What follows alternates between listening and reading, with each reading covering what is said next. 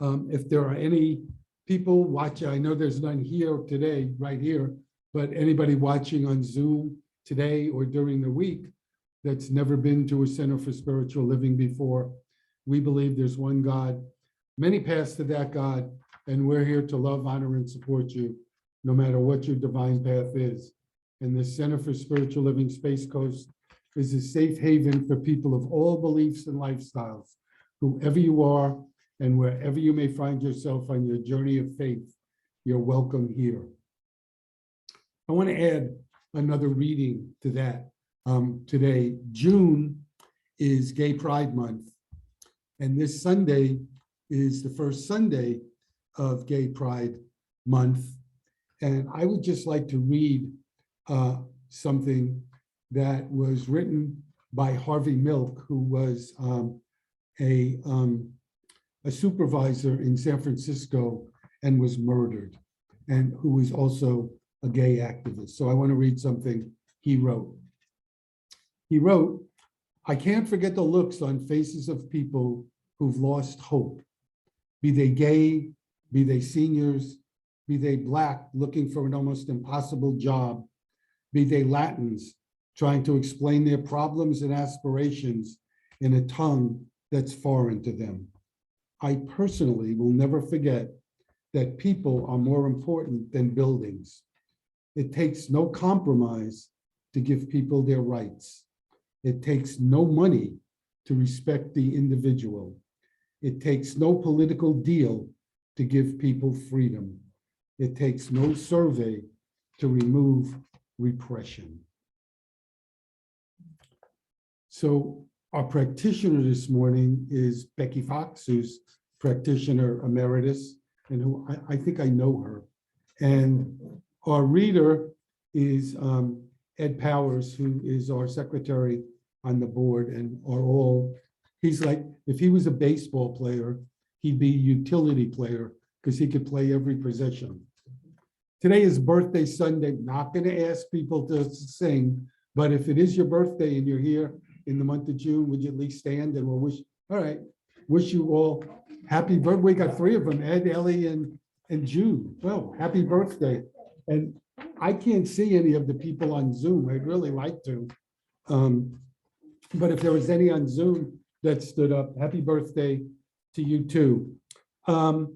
Today, after we get done, after the service, there's no way I could see them. The only person there besides you is. It's what? We have to just do the slate monitor. Oh, okay. This is all fixed.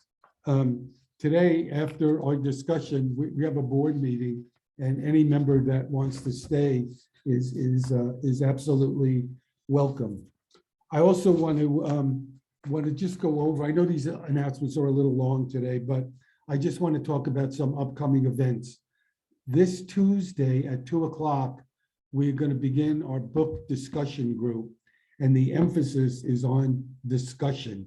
We're going to be discussing the book, The Four Agreements by Don Miguel Ruiz, and I will be the facilitator, and we'll talk more about it on Tuesday. On this coming Saturday, we're going to have our Socrates Circle at 10 a.m. And again, I'll be the facilitator, and we'll talk about what it is when we meet, and also how often we'd like to meet.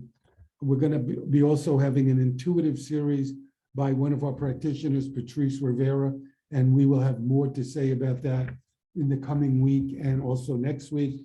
And also Bob Fleury is going to be doing a PTSD support group on Zoom, and it'll be beginning the first Tuesday in July, July 5th. And the cost of all of these activities is a love donation, which will go to CSL Space Coast, and they'll help us to continue to thrive and survive. And you can go to look for the Zoom links for these activities. You can go to our website. Becky posted them on MailChimp. I sent out information to the congregation, and it's also on our Facebook page. And one last thing that I want to do one more reading. David Bruner, who's the minister in San Jose, posted on Facebook that in this time where we've had a couple of mass shootings and things are really difficult in our country, that people ask him what he has to say. And what he did was post a quote from Ernest Holmes that I want to share. And Holmes wrote, "It is a popular belief that those who practice this science are a class of people who declare that everything is perfect, when as a matter of fact, everything in the objective experience of the race, meaning all of us, is not perfect, and indeed far from perfect. This popular idea of the practice of spiritual science is entirely a misconception. A religious scientist is not one who assures himself that wrong is right, that evil is good, that limitation is freedom, that bondage is liberty, or that sickness is health. He does not claim that our objective experience is an illusion, but he does make this claim that behind the phenomenon of human and material existence, behind the slow and persistent process of evolution, there is, as Emerson stated, one mind common to all people.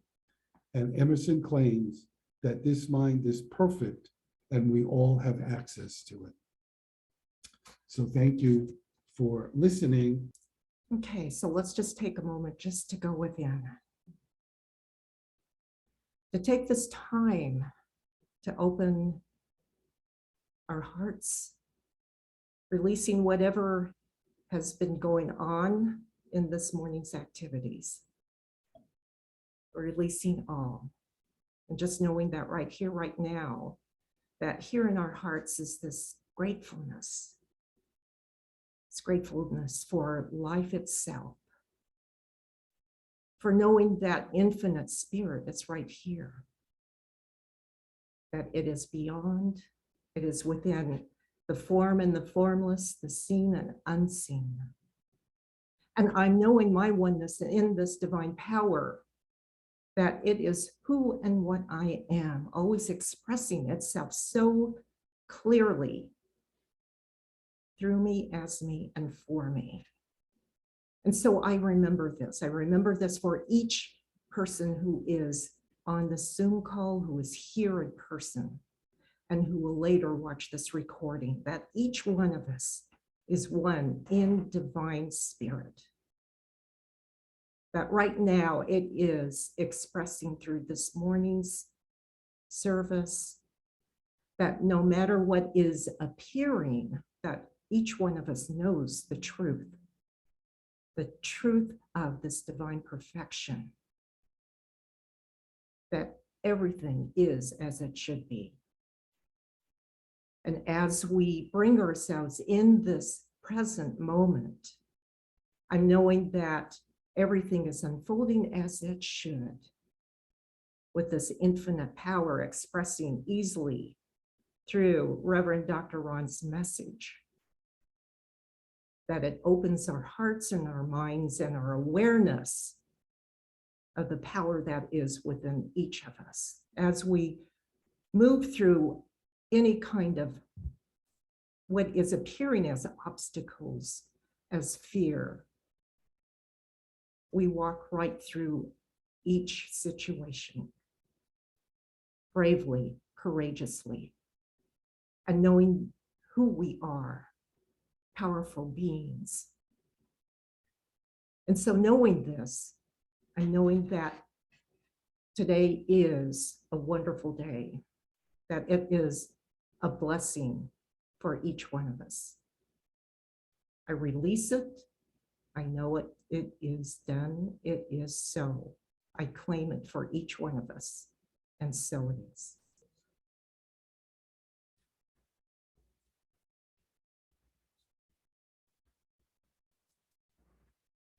Good morning. My talk title is Courage. It's slightly modified Mike Dooley writing. We are divine, a part of the perfect, all-knowing, all-loving intelligence that is in everything. So courageous is the soul who adventures into the illusions of time and space to forget and relearn of their divinity. For while they cannot lose, they can think they have, and the loss will seem intolerable. And while they cannot fail, they can think they have, and the pain will seem unbearable. And while they cannot ever be less than they truly are, powerful, eternal, and loved, they can think they are, and all hope will seem lost. Therein lies their test, a test of perceptions, of what to focus on, of what to believe in spite of appearances. Choose to believe that we are powerful, eternal, and loved, and that we cannot fail, lose, or ever be less than divine, and we will have passed our test and learned the secret to a happy and joyous life. And now, Dr. Ron Fox with his message, Surrendering to Fear. Actually, Ed gave my message, so that was really great, Ed. Thank you. So Ed just said what the title is, Surrendering to Fear. And I want to begin with a quote from Ernest Holmes, who, in case there are people that aren't aware of it, was the founder of the Centers for Spiritual Living. He wrote, "We have a power within us that is greater than anything that we shall ever contact in the outer, a power that can overcome every obstacle in our life and set us safe, satisfied, and at peace, healed and prosperous in a new light and in a new life." And so, I think when you read that, and if you believe it, you could say, wow, this is fabulous. And I've got this great power within me, so I'm never going to be afraid of anything. That isn't the way it works, is it? All of us at some time are going to face fear. It's a universal experience. The Buddhist nun, Pema Chodron, said, it's not terrible to face fear because it's part of being alive.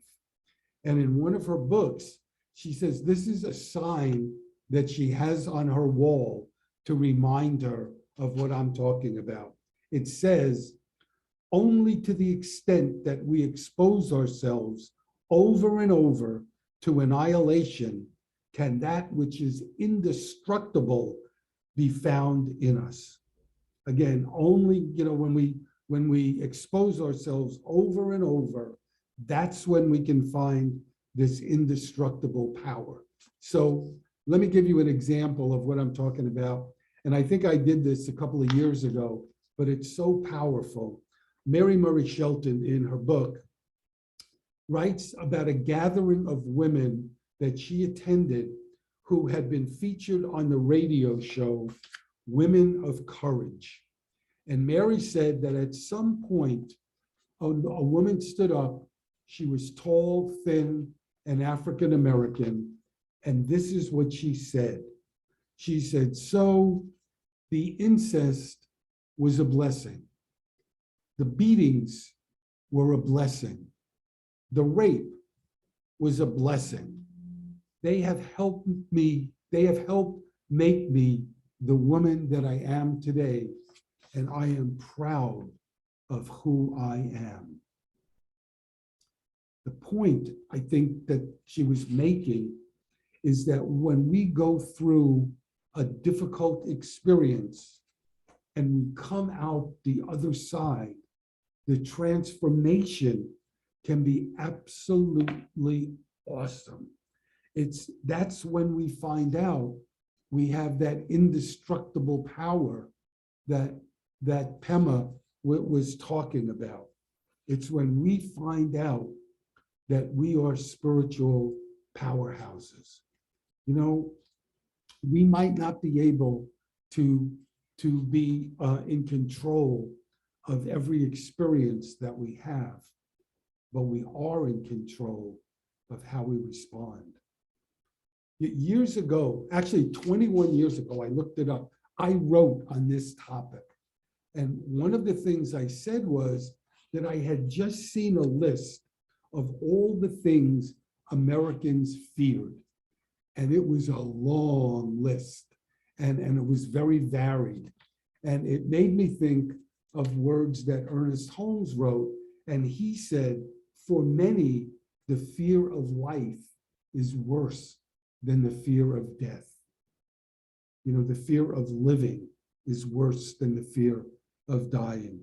You know, it's easy to forget that our lives are a gift and that we can live, if we choose to, with great enthusiasm and joy. Every day we make the choice, am I going to live cautiously or am I going to seize life and to challenge ourselves to grow, to learn, and to stretch? And you know, when we live in fear, we cut ourselves off from our source. And when we live life as an adventure, we get in touch with the power that resides within, that Ernest Holmes and Pema were writing about.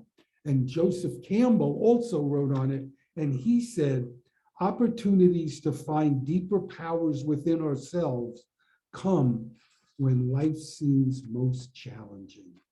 And you know, if you think about that, when life is going good, we don't feel like we need to dig deep, do we? You know, it's when we have difficult times, whether it's, you know, a relationship that's going to end, a job that ends, a death in the family, illness. That's when we need to find that indestructible peace. Let me give you another real life example. Excuse me. Alan Cohen wrote about this let me just take some.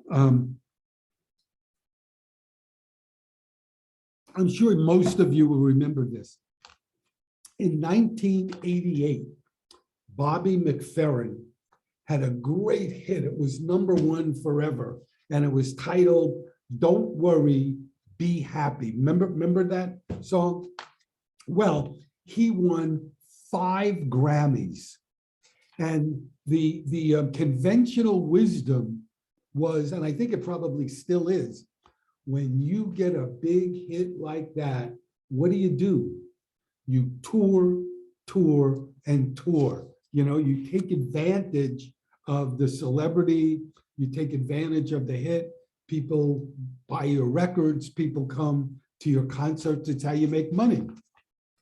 Well, Bobby McFerrin started to do that. And then he realized he was feeling bored, he was feeling tired, and he was flat creatively. And he felt that he was gypping his audiences that were coming out to see him. So what did he do? He disappeared for 16 months. What he did, he went and he spent time with his wife and he spent time with his children. And when he was ready, he came back and he did what scared him the most. He got a choir together that he taught how to sing in his a cappella style. And then he went out and, among other things, he performed with the San Francisco Symphony and he performed with Yo-Yo Ma, the cellist. And what he did what scared him the most, but it made him feel alive. It made him feel so different than before. And so let me ask you, how often when we feel really secure, are we bored? You know, are we doing the same thing every day? You know, if we work in an office, take the same route, the same thing for breakfast, etc. And when we stepped out of our comfort zone, we might be afraid, but that's when life is most exhilarating. So I was thinking when I saw this, that I want to give you a fill in the blank. And if you actually do this, that'll be what this whole message that I'm doing makes it worthwhile. So I'm going to say to you, we're not going to do this, but fill in the blank. If I were not afraid, I would. What? If I were not afraid, I would.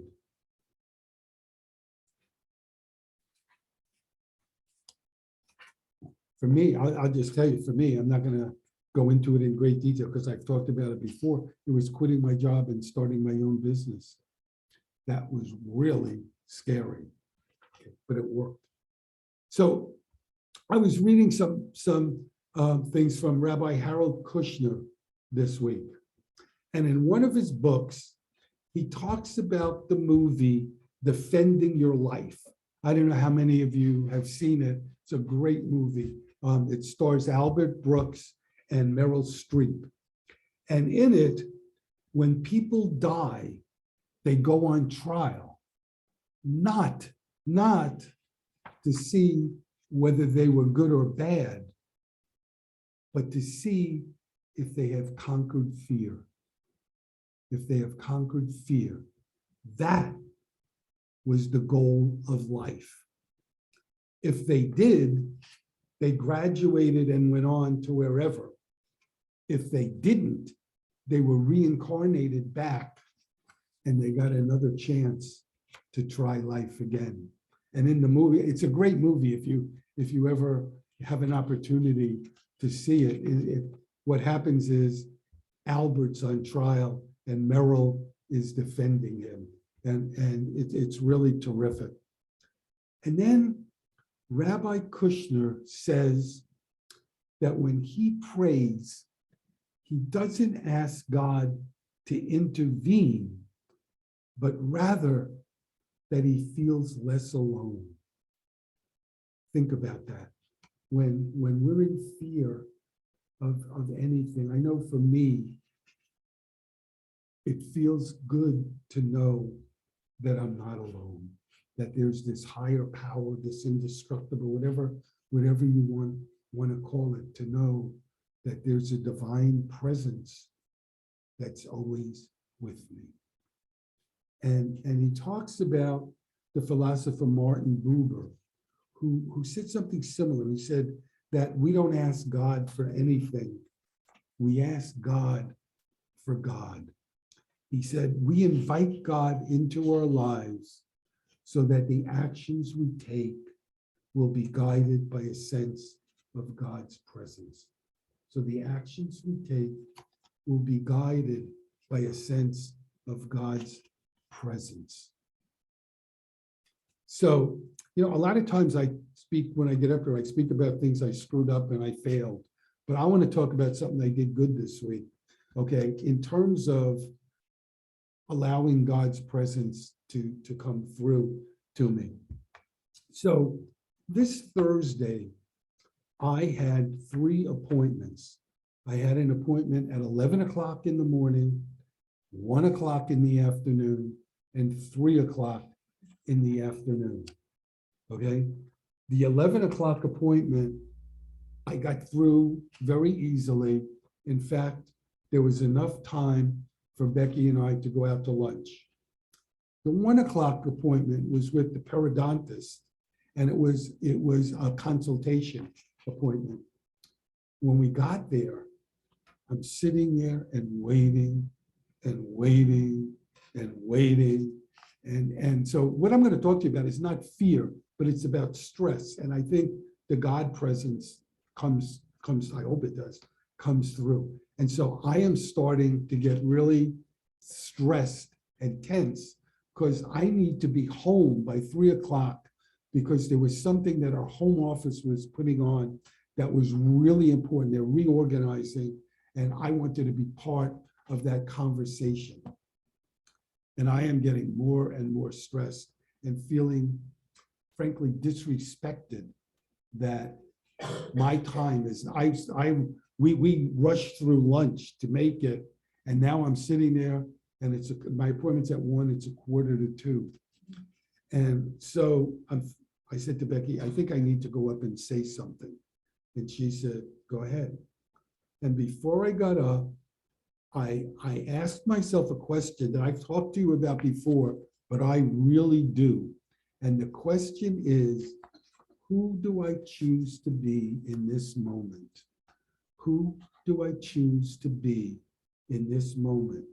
And so the old stressed Ron got up, and in a really nice way, I explained to the lady, I have an appointment at 3:00 and I need to be home, and I live in Port St. John. And she said, I am so sorry, Ron.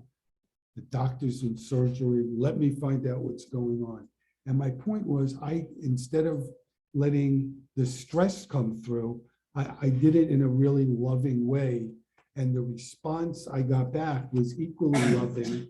And she assured me we would get home on time. So they put me in a room. And now I'm waiting and waiting again.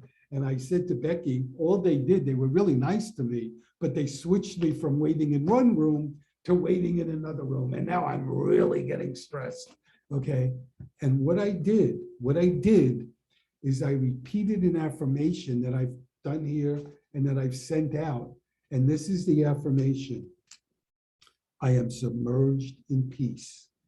I am surrounded by peace. I am immersed in peace. There is nothing but peace. Peace, deep, calm, undisturbed. By the second time I did it, I was calm. And by the third time, and I don't think this was cause and effect, the doctor came in. I don't think it was cause and effect. I'm not saying that, but I had calmed down. She came in, we talked, and Becky and I made the meeting with time to spare. And it reminded me of something also in the Course in Miracles that said, I can see peace instead of this. I can see peace instead of this. It's about choice, about what we do, whether it's, Pema and Ernest Holmes talking about the power within, or the rabbis saying, I don't want to feel alone, and I want to act like the presence of God. We can do that even when we're in fear. So one last Bible story. There's a story in the Bible about all the disciples who were fishermen and really good with boats, getting in the boat and trying to cross the Sea of Galilee. And the sea is just, like a storm comes and they can't get anywhere. They're stuck and they're all scared. And who comes walking across the water but Jesus, the carpenter, who knows nothing about boats, but he invites them. This is the Bronx version, by the way. He invites them basically to come meet him, and only Peter does. And Peter starts walking towards Jesus, and the surf is terrible, and he gets into fear. And when he gets into fear, he starts to drown. And he says, Lord, help me, save me. And Jesus reaches out his arm and saves him, and then turns to Peter, who's the rock. Later, he'll declare him the rock. And he says to Peter, oh, you of little faith, why did you doubt? And this goes back to the first point I made, that all of us are going to have doubt, and all of us are going to have fear sometime in our life. But to me, the lesson in this is, what did Peter do at the moment he was most frightened? He reached out and asked for help. And the point for me is, all of us have the ability to do that, to reach out, to ask for help, to remember that we're never alone, and Spirit was always there to guide us and to direct us.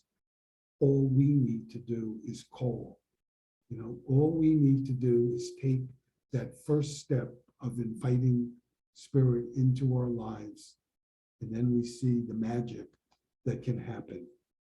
So I want to close with these words from the philosopher William James, who said, "These then are my last words to you. Be not afraid of life. Believe that life is worth living, and your belief will help create the fact." So thank you for listening. Thank you for being here. God bless you, and have a great week.